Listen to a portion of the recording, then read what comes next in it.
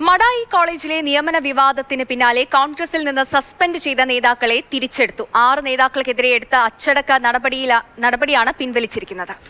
MK Raghavan MPക്കെതിരെ അഴിമതി ആരോപണം ഉന്നയിച്ചതിന് പിന്നാലെയായിരുന്നു നടപടി. ഫെലിക്സ് കണ്ണൂരിൽ നിന്ന് നമുക്കൊപ്പം വിവരങ്ങളുമായി ചേരുന്നുണ്ട്. ഫെലിക്സ്, MK രാഘവൻ MP ഉദ്യോഗാർത്ഥിയിൽ നിന്ന് പണം വാങ്ങി നിയമത്തിന് 15 ലക്ഷം രൂപ വാങ്ങി എന്നുള്ളതായിരുന്നു ആരോപണം. അതുമായി ബന്ധപ്പെട്ടുള്ള പ്രതിഷേധം, അതിലായിരുന്നു നടപടി. ഇപ്പോൾ ഈ ഒരു സസ്പെൻഡ് ചെയ്ത തീരുമാനം പിൻവലിക്കാനുള്ള സാഹചര്യം എന്താണ്? കണ്ണൂരിലെ കോൺഗ്രസിന് വലിയ പൊട്ടിത്തെറി സൃഷ്ടിച്ച ഒന്നായിരുന്നു ഈ മാടായി കോളേജിലെ നിയമന വിവാദം. കോഴിക്കോട് MP MK രാഘവൻ അധ്യക്ഷനായ ചെയർമാനായ കമ്മിറ്റിയാണ് കോളേജിന്റെ മാനേജ്മെന്റ്. ആ കോളേജിലാണ് ഈ ലക്ഷങ്ങൾ കോഴ വാങ്ങി CPM നേതാക്കൾക്കടക്കം അവിടെ നിയമനം നൽകിയെന്ന ആരോപണം കോൺഗ്രസിന്റെ പ്രാദേശിക നേതൃത്വം ഉന്നയിച്ചത്.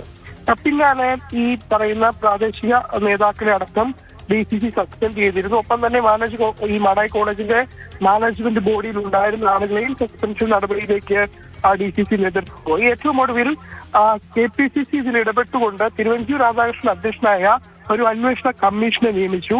ആ അന്വേഷണ കമ്മീഷന്റെ റിപ്പോർട്ടിന്റെ അടിസ്ഥാനത്തിലാണ് ഇപ്പോൾ ഈ സസ്പെൻഡ് ചെയ്ത മുഴുവൻ നേതാക്കളുടെയും നടപടി പിൻവലിക്കാനുള്ള തീരുമാനം. 6 നേതാക്കളല്ല, മൊത്തം 8 പേരുടെ സസ്പെൻഷൻ പിൻവലിക്കാനാണ് ഇപ്പോൾ തീരുമാനിച്ചിട്ടുള്ളത്. KK Phalgunan, M Pradeep Kumar, PT Pratheesh, MK Balakrishnan, Kappadan Sasidharan, Varun Krishna, KV Satheesh Kumar, KP Sasi എന്നിവർക്കെതിരെയുള്ള നടപടിയാണ് ഇപ്പോൾ DCC നേതൃത്വം പിൻവലിച്ചിട്ടുള്ളത്.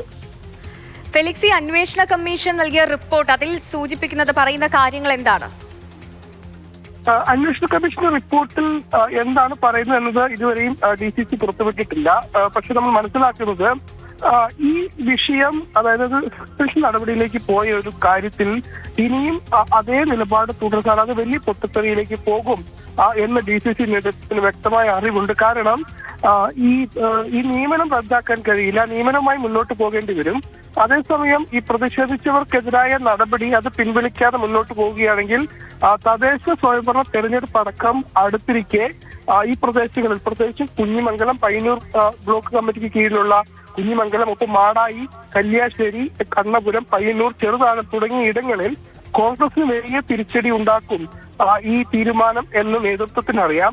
അതുകൂടി മുന്നിൽ കണ്ടുകൊണ്ടാണ് ഇപ്പോൾ ഈ നേതാക്കൾക്കുള്ള സസ്പെൻഷൻ നടപടി എന്നൊരു തീരുമാനത്തിലേക്ക് കൂടി എത്തിയതിനു ശേഷമാണ് സസ്പെൻഡ് ചെയ്ത നേതാക്കൾ ഇപ്പോൾ തിരിച്ചെടുത്തിരിക്കുന്നത്.